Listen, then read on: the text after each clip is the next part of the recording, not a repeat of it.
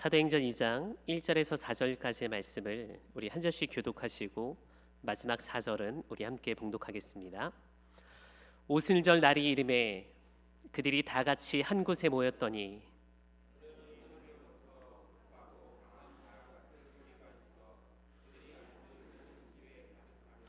마치 불의 혀처럼 갈라지는 것들이 그들에게 보여 각 사람 위에 하나씩 임하여 있더니 다 성령의 충만함을 받고 성령이 말하게 하심을 따라 다른 언어들로 말하기를 시작하니라.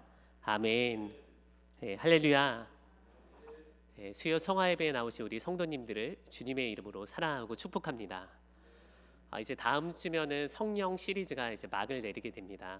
그래서 우리 성도님의 삶 가운데 성령님의 내주하심과 충만한 삶을 마음껏 누려서 우리 후반기의 삶은 성령의 열매가 풍성히 맺혀지는 아름다운 삶이 되기를 간절히 소망합니다.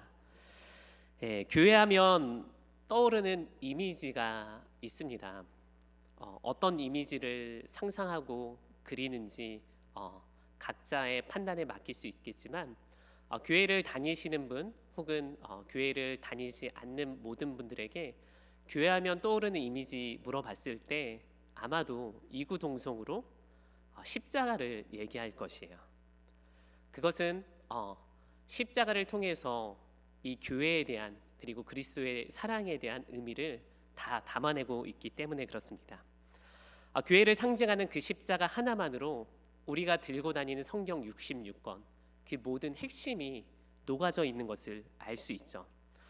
그런데 한 가지 아쉬운 것은 이 하나님의 구원 계획을 상징하는 십자가 이 하나만으로 모두가 그 의미를 알 수 있지만 그 구원에 대해서 동의하지는 않는다는 거예요. 그러니까 교회를 다니지 않는 분들에게 교회하면 뭐가 떠올라요 하면 십자가가 떠올라요 라고 이야기할 수 있지만 그 내용을 알지만 그 내용에 대해서 동의하지는 않는다라는 거예요. 오늘 이 자리에 출석하신 우리 성도님들에게는 그 십자가 사건이 우리에게 생명이고 고백이 되어지지만 또 다른 누군가에게는 역사적 사건으로 그리고 또 다른 누군가에게는 나의 목걸이의 하나의 장식품으로 생각될 수 있다는 것입니다. 몇 주 전 제가 새가족 신방에 동행한 일이 있었습니다. 보통 새가족 신방을 하게 되면 이 등록한 성도의 삶과 그리고 교회에 등록하기까지의 그 과정을 나누게 되는데 이 가정의 어린 자녀가 거실 창문에 비춰지는 큰빛교회 십자가를 보고 엄마 교회 가야 되는 거 아니야? 라는 이 질문에 저희 교회로 등록하게 됐습니다. 참으로 놀라운 일이죠. 저도 들으면서 굉장히 놀라운 일이 벌어졌구나라는 생각이 들었습니다. 그런데 더 신기한 것은 이 아이의 삶 가운데 의식이든 무의식이든 다른 곳에서 십자가를 많이 봤었을 텐데 큰빛교회 십자가를 보고 이곳에 나아가야겠다라는 생각이 들었다는 거죠. 그런데 재미난 것은 평소 이 가정 가운데 큰빛교회 십자가가 보이지 않아요. 그게 무슨 말이냐? 교회 뒤편에 지금 아파트 공사를 하고 있잖아요. 그러니까 아파트 공사를 하면서 교회 뒷산이 깎이게 되면서 그 새가족이 등록한 거실에서 이 교회가 안 보였는데 산이 깎이고 나서 이 교회 뒷면에서 비춰지는 십자가가 그 아이의 눈에 들어왔다는 거예요. 굉장히 놀라운 일이에요. 초등학교 아이의 눈에 십자가가 보인다 한들 엄마한테 교회 가자는 얘기를 하는 아이가 몇이나 될 거며 또 이 엄마가 그 얘기를 들었을 때 수용하고 믿음으로 반응하는 이가 과연 몇이나 될까? 저는 신방을 하면서도 이 가정을 향한 하나님의 마음의 문을 열어놓으셨구나 그 때가 되었다는 것을 저는 그 자리에서 느끼게 되었습니다. 그렇습니다.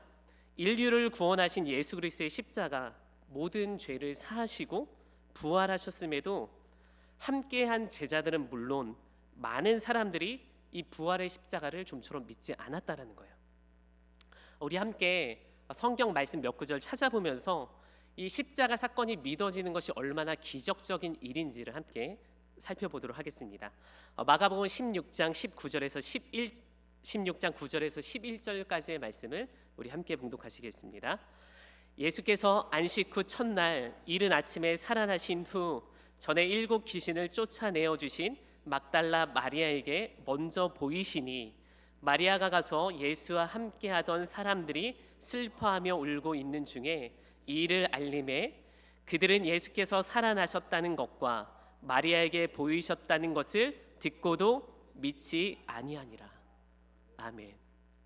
예수께서 살아나셨다는 것을 제자들을 통해서 함께 있던 이들을 통해서 전해 들었음에도 불구하고 믿지 못했다는 거예요. 그러니 이 예수 그리스도의 구원 계획, 하나님의 구원 계획을 담아내고 있는 십자가를 단순히 보는 것만으로 믿어진다라는 게 그냥 단순히 벌어질 일이 아니라는 거예요. 마가복음 16장 12절에서 13절 말씀 우리 함께 봉독하도록 하겠습니다. 그 후에 그들 중 2 사람이 걸어서 시골로 갈 때 예수께서 다른 모양으로 그들에게 나타나시니 2 사람이 가서 남은 제자들에게 알리었으되 역시 믿지 않았다라는 거예요. 그러니까 예수님께서 제자들에게 자신의 몸을 보여줬음에도 불구하고 그 소식을 전해들은 제자들이 믿지 않았다는 거죠. 불과 예수님과 3년이라는 공생애를 함께 했음에도 불구하고 예수 그리스도의 부활이 믿어지지 않았다는 거죠. 마지막으로 우리 마가복음 16장 14절의 말씀을 우리 함께 봉독하겠습니다. 그 후에 11 제자가 음식을 먹을 때 예수께서 그들에게 나타나사 그들의 믿음 없는 것과 마음이 완악한 것을 꾸짖으시니 이는 자기가 살아난 것을 본 자들의 말을 믿지 아니함이로라. 예수 부활을 믿으라고 해서 믿어지는 것이 아니라는 거예요. 심지어 예수님과 함께한 제자들조차 이 예수 부활을 의심하며 도마는 예수님의 옆구리와 그 못자국 난 손을 만지지 않고는 어떻게 해요? 결코 믿지 않겠다라고 선언했다라는 거예요. 그렇기 때문에 우리에게 예수 그리스도의 복음이 믿어진다는 건요, 인간의 이성적 판단과 감정적 의지가 아니라는 것이죠. 이것은 바로 성령께서 일하시는 놀라운 신비라는 것입니다. 그런데 의심 많고 두려움에 갇혀있던 제자들이 한 가지 사건을 경험하게 됩니다.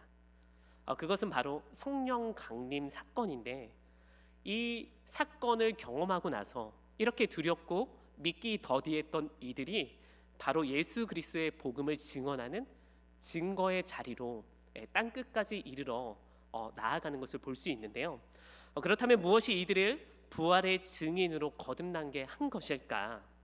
그것은 다른 것이 아니라 우리가 수요 성화 예배를 통해서 계속 살펴봤던 성령 하나님께서 이들의 삶을 주장하셨기 때문에 이들의 삶 가운데 예수 그리스도의 부활이 비로소 믿어졌다라는 거죠. 이것을 바로 성령님께서 제자들의 삶 가운데 내주하셔서 예수님이 믿으라고 이야기한 것이 아니라 자신의 있던 속사람 안에서 영이 반응하면서 이들의 감정과 삶이 증인의 자리로 옮겨갔다는 것이죠. 예수님께서는 그 성령께서 하실 일들에 대해서 뭐라고 말하고 있느냐?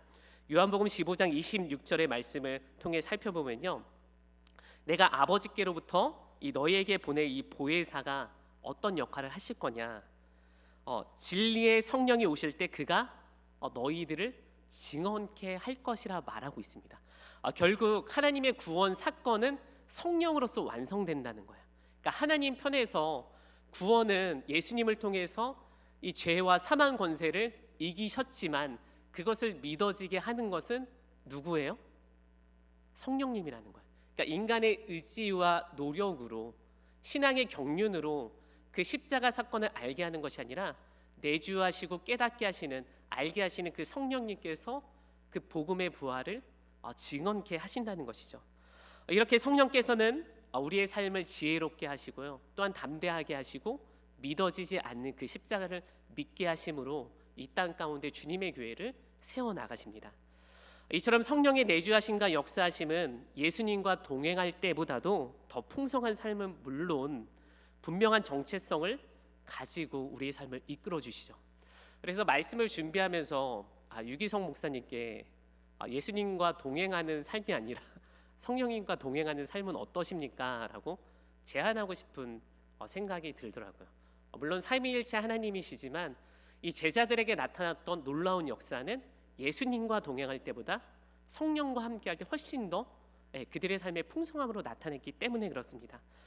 그렇게 교회의 근본은 내가 복음을 아는 것이 아니라, 내가 복음을 믿는 것이 아니라 이 성령께서 각 사람을 증언케 하심으로 교회의 역사는 시작된다라는 거예요.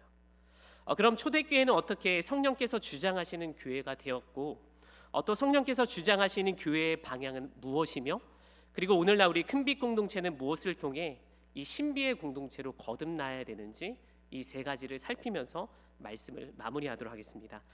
첫째는 초대교회는 어떻게 성령께서 주장하시는 교회가 되었나? 그것은 다른 것이 아니라 기다림이었다는 거예요. 우리 따라해 볼까요? 기다림. 약속에 붙잡히다. 그래요. 성령께서 주장하시는 그 첫 번째 교회의 형태는 기다린 역사를 통해서 일어났다는 거예요. 오늘 본문 1절의 말씀을 살펴보면 오순절 날이 이미 이름에 그들이 다 같이 한 곳에 모였다라고 말하고 있습니다. 여기서 오순절이란 신약 이 성경에서 등장하는 절기를 말하는데요. 이 다섯 오 그리고 열 순자를 말해서 즉 50일 날을 뜻하고 있는 것이에요. 그래서 이 성령 강림 사건 오순절 날을 오늘날로 또 다르게 말하면은 교회의 생일이다라고 말하고 있는 것이죠. 이번 주가 바로 교회의 생일을 맞이한 날인 것입니다. 그런데 구약 성경에서는 이 오순절을 뭐라고 이야기하느냐? 칠칠절 또는 맥추절이라고 말하고 있는데, 칠칠절은 곡식의 낫을 처음으로 대는 날을 뜻해요. 그러니까는 7일을 총 7주간을 지난 다음 날 50일에 이 곡식의 낫을 대서 하나님께 기념하는 날이죠. 이것을 또 다른 말로 맥추절이라고 합니다. 그래서 결국 이 오순절, 맥추절, 칠칠절이 다 말하고자 하는 것은 무엇이냐? 유월절 사건 이후 50일째 나타나는 하나님께 영광 올려드리는 날, 또한 성령께서 강림하시는 날입니다. 이것을 구약에서는 유대인들이 또다시 어떻게 해석했느냐? 시내산에서 하나님의 언약을 받는 날, 출애굽 이후 시내산에서 모세가 언약을 받는 날로 이 칠칠절을 또다시 기념하고 해석했다라는 거예요. 이 모든 절기의 공통점이라고 한다면 바로 때가 찼다라는 거예요. 그러니까 하나님께서 역사하시는 그 때가 차서 비로소 하나님께서 그들을 향해 역사하시는 날로 말하고 있다는 것입니다. 완전히 찬 날, 그리고 가득, 그것이 떨어질 수밖에 없는 그 날이 되었다는 것을 말하고 있다는 거예요. 우리 오늘 본문 사도행전 1장과 4절 말씀을 우리 함께 봉독하도록 하겠습니다.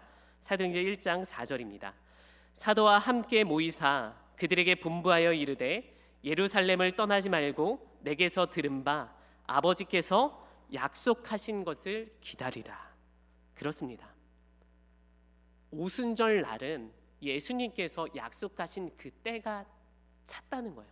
그러니까 예수님께서 이 성령님을 보내주신 날을 비로소 그들이 기다림을 통해서 맞이했다는 것이죠.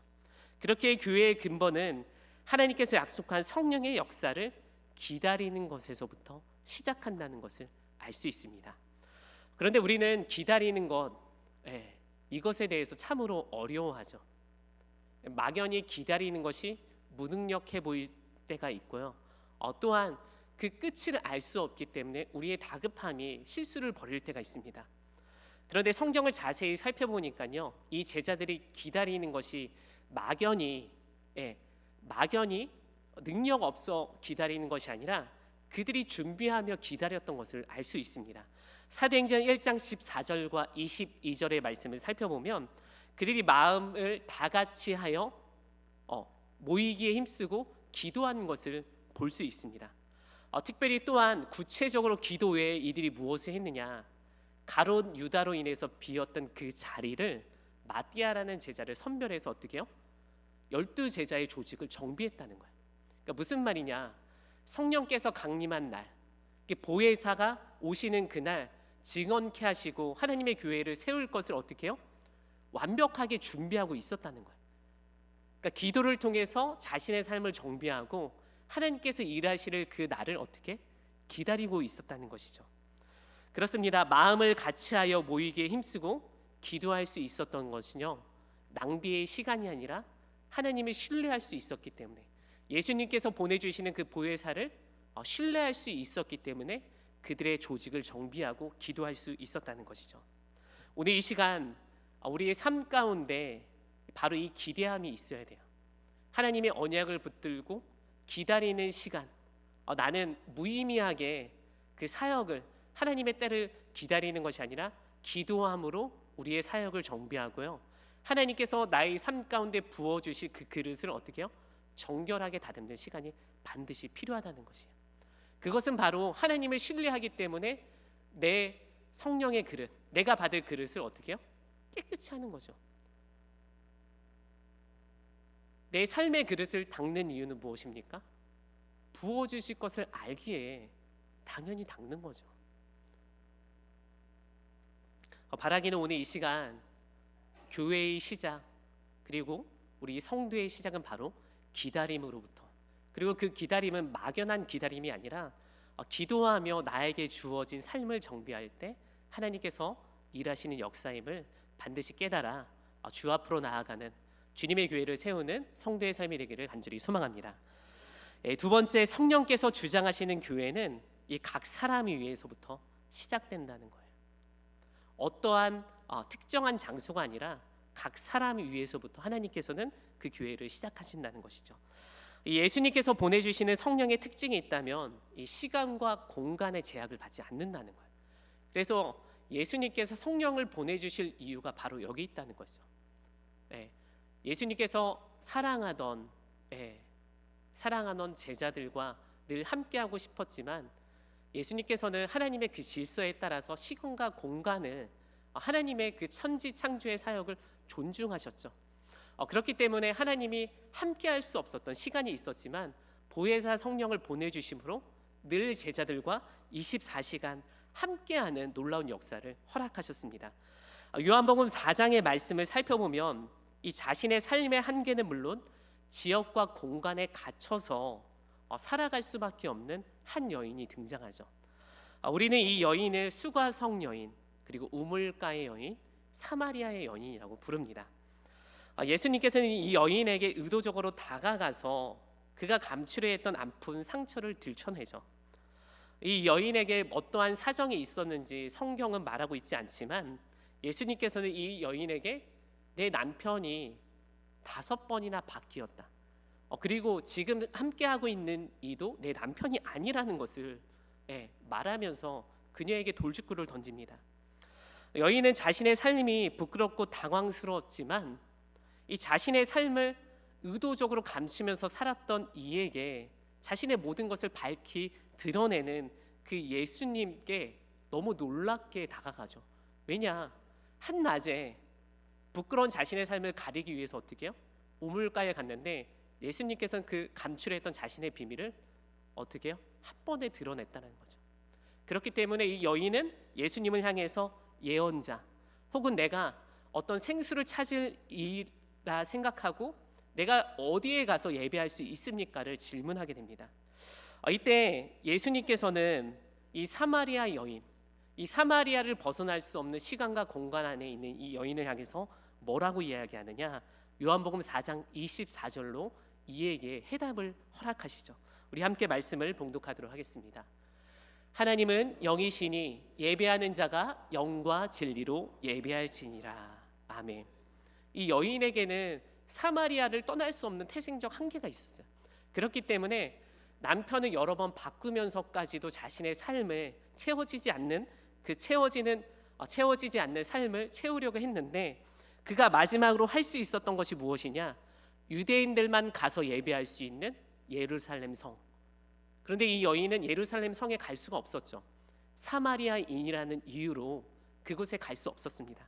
그런데 예수님께서 그에게 찾아와 시간과 공간 간에 갇혀 있는 것이 아니라 하나님은 진정으로 예배하는, 진정으로 그를 찬양하는 자를 찾는다라는 것을 말씀함으로 이 여인에게 진정한 자유와, 그리고 그 여인이 서 있는 곳에서 비로소 하나님을 찾을 수 있는 교회가 세워졌다는 것입니다. 때로는 우리의 신앙이 어떠한 특정한 행위와 그리고 특정한 장소와 특정한 인물을 통해 은혜 받을 것으로 생각하죠. 그래서 우리가 때로 갈증 날 때 어떻게 해요? 유튜브를 찾아 헤매기도 하죠. 그리고 내가 만났던 첫사랑의 그 시절을 떠올리기도 합니다. 때론 유명한 교회에 찾아가기도 해요. 그래서 그곳에 가면 하나님을 만날 수 있을 거라고 생각하지만 이것은 결코 그 시간과 장소가 주는 능력이 아니라 성령께서 때마다 시마다 역사하시는 능력이라는 거예요. 이처럼 각 사람 위에 임한 성령의 능력은 시간과 공간을 통해서 일하시는 것이 아니라 반드시 그 성령께서 일하신다는 본질을 깨달으면요, 사마리아뿐만 아니라 우리가 서 있는 땅 끝에서도 비로소 우리는 예배할 수 있는 것이고요, 찬양할 수 있다는 거예요. 그렇기 때문에 우리 수요 성화 예배 이 시리즈를 통해서 우리가 다시 한번 각성하고 일어나야 될 것은 무엇이냐? 우리의 상황과 환경을 바라보는 것이 아니라 상황과 환경을 뛰어넘어 역사하시는 그 성령 하나님이 우리의 하나님이고 이미 우리 삶 가운데 내주하시는 하나님. 그러므로 우리가 광야에서도 그리고 마른 뼈 앞에서도 그 뼈를 바라보며 어떻게 해요? 살아날 수 있는 것을 믿음으로 선포할 수 있는 것이죠. 바라기는 우리가 갇혀 있었던 것이 무엇인지 다시 한번 성령 하나님께 내 삶을 조명해 달라 말씀하시면서 내가 서 있는 그곳에서 하나님께서 교회를 세워가시는 놀라운 능력이 차고 넘치기를 간절히 소망합니다.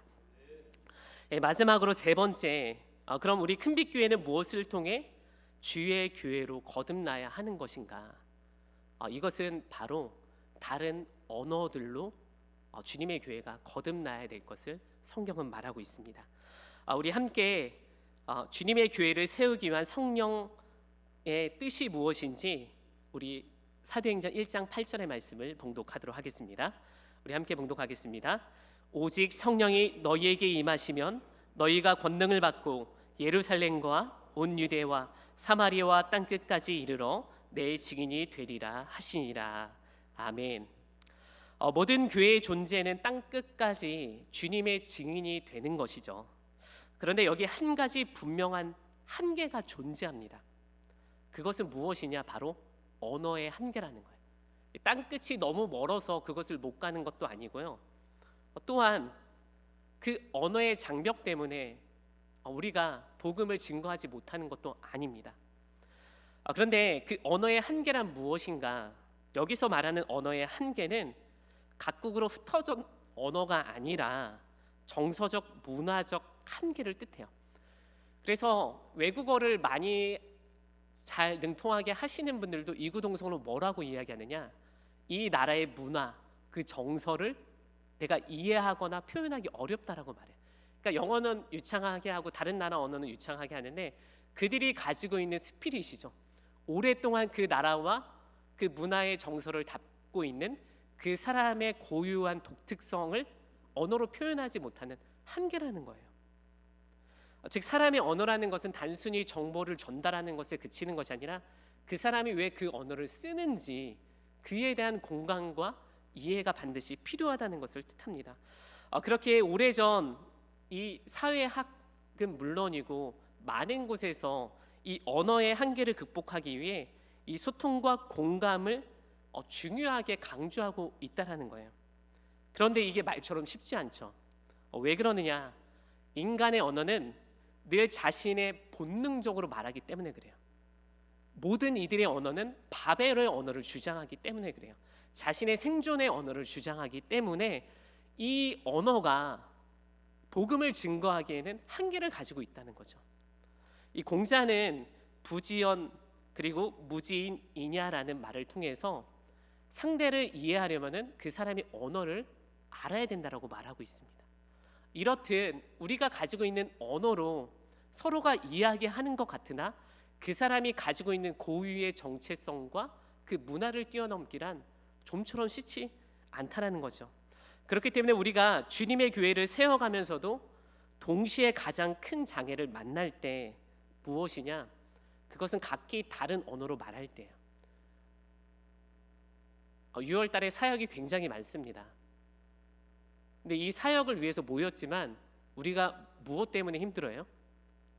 언어 때문에 힘들어하죠. 수도 없이 동일한 사역을 반복했음에도 불구하고 처음 사역하는 이들과 이 사역을 10번 반복하는 이들의 체감은 달라요. 그렇기 때문에 언어의 장벽을 만나고 여기에서 어려움을 겪을 수밖에 없다는 겁니다. 그렇기 때문에 교회가 세워지는 것은 인간의 역사로 세워지는 것이 아니라 그 언어의 장벽을 뛰어넘는 성령께서 주장하시는 그 다른 언어들을 통해서 교회는 반드시 세워진다는 것이죠. 성령께서 초대교회를 세우기 위해서 사도행전 2장 4절에 말씀을 살펴보면요, 이 다른 언어들로 말하게 하신 것을 볼 수 있습니다. 여기서 다른 언어들이란 이 고린도전서에서 말하는 방언을 뜻하는 것이 아니라 이 오순절날을 기념하기 위해서 각국에서 모여들었던 유대인들, 다양한 나라들의 그 언어들을 제자들이 했다라는 거예요. 그러니까 이들은 갈릴리 언어, 유대의 언어밖에 할 수 없었는데 이방 가운데 이 오순절 절기를 지키기 위해서 왔던 많은 이들이 놀라는 것이죠. 각국의 언어로 제자들이 말하기 시작함으로 이것이 하나님 나라의 일을 들어 밝히고 있다는 것을 그들이 다른 나라 언어를 통해서 듣게 되었다는 거예요. 우리 함께 사도행전 2장 11절에서 12절의 말씀을 우리 함께 봉독하도록 하겠습니다. 그리레인과 아라비아인들이라, 우리가 다 우리의 각 언어로 하나님의 큰 일을 말함을 듣는도다 하고 다 놀라며 당황하여 서로 이르되 이 어찌 된 일이냐 하며. 이 마가의 다락방 가운데 모였던 120명의 사람들, 갈릴리 출신, 유대 출신들이었음에도 불구하고 그들이 각 나라의 언어들로 하나님의 일들을 어떻게 해요? 말함으로 그들이 놀랬다는 거예요. 단순히 정보를 전달한 것이 아니라 그들이 갈릴리 출신이었음에도 불구하고 유창한 언어로 하나님의 나라를 전하니 이들이 놀라지 않을 수 없었다는 것입니다. 그렇습니다. 성령 충만한 그때, 그리고 기도하던 그때 언어의 정서 그리고 언어의 문화는 뛰어넘어 하나님의 나라를 증언케 하셨다라는 거예요. 이제 당장 우리는 사역의 전선에 뛰어들어야 되는데요. 오늘 이 시간 우리가 이 성령 시리즈를 통해 성령께서 우리의 삶 가운데 어떻게 역사하시고 우리 큰빛교회 가운데 어떻게 일하실지 오늘 말씀을 통해서 우리는 사역을 준비해야 됩니다. 제가 몇 가지 질문하려고 하는데요. 우리는 성령의 역사, 그 역사를 기대하기 위해서 기도로 준비하고 있는가? 그리고 또한 성령의 역사를 제한하고 있는 나의 경험들은 있지 않는가? 그리고 마지막으로 복음 증거할 수 있는 성령의 언어가 내 안에 준비되어 있는가? 이 질문 앞에 우리는 반드시 서야 됩니다. 설교를 준비하면서도 제가 기도가 부족했고 그리고 제 안에 경험된 너무 많은 역사들이 있다는 거예요. 큰빛교회 교육자 가운데 제가 가장 오래됐잖아요. 그거는 능숙함과 동시에 뭐예요? 성령 하나님의 역사를 제한할 수 있다는 거죠. 이것이 한편으로는 기쁘면서도요, 한편은 어려운 일이에요. 능숙하기 때문에 쉽게 잡을 수는 있지만 잡는 그 순간 뭐예요? 이건 저의 역사가 된다는 것이죠. 그래서 저의 사역 가운데 요즘 저의 가장 큰 핵심은 지켜보는 거예요. 하나님이 어떻게 일하실지를 지켜봄으로 저의 지경을 동시에 넓히는 거죠. 그래서 이번에 장영광 목사님께서 국내 성지 순례를 김홍영 원사님과 함께 파트너가 돼서 잘 진행해 주셨는데 그 과정들을 통해서 하나님의 역사를 보는 거죠. 제가 하나님의 역사를 본 것은 성지 순례의 타겟이 있었던 것이 아니라 제가 받았던 감동은 하나님께서 공동체 나눔과 친교의 자리로 초대하셨구나라는 것을 깨닫게 됐어요. 국내 성지 순례 2년 전에 어떻게 했습니까? 수요 성화 예배로부터 계속 빌드업했잖아요. 양화진 선교사 시리즈를 해나가면서 우리 성도님들에게 지난 기독교 역사를 가르쳤죠. 왜냐, 양화진에 그냥 가면요, 해설사라 분들이 얘기하고 듣는 내용들이 그냥 흘러 나갑니다. 근데 듣고 간 모든 이들이 어떻게 해요? 넉넉히 담아낼 수 있어요. 그래서 많은 분들이 이 수요 성화 시리즈를 통해서 들었던 이야기를 그곳에서 확인하게 되면서 훨씬 더 큰 감동으로 찾아왔거든요. 그런데 이번 이 국내 성지 순례는 이 기독교 성지를 받는 것을 떠나서 훨씬 더 생각지 못한 하나님께서 친교의 교제의 자리로 우리를 초대하셨다는 것을 제가 바라보게 되었다는 거예요. 이것은 내가 잡을 때 가능한 것이 아니라 어떻게요? 성령께서 일하시는 그 역사를 의지하고 신뢰하고 맡길 때 우리가 볼 수 있다는 것이죠.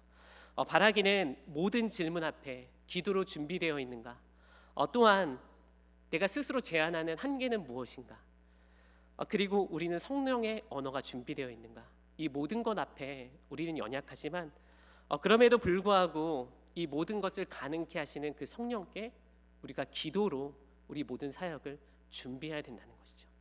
바라기는 우리 모든 것에 만족해 하시는 그 성령 하나님께서 이미 우리 성도의 삶 가운데 내주하고 계심을 반드시 이 기록된 언약으로 믿어 그 성령께서 역사하시는 풍성한 삶을 누리시고 그 사역의 현장이 넓어지는 우리 큰빛교회 그리고 큰빛 성도의 삶이 되기를 간절히 소망합니다.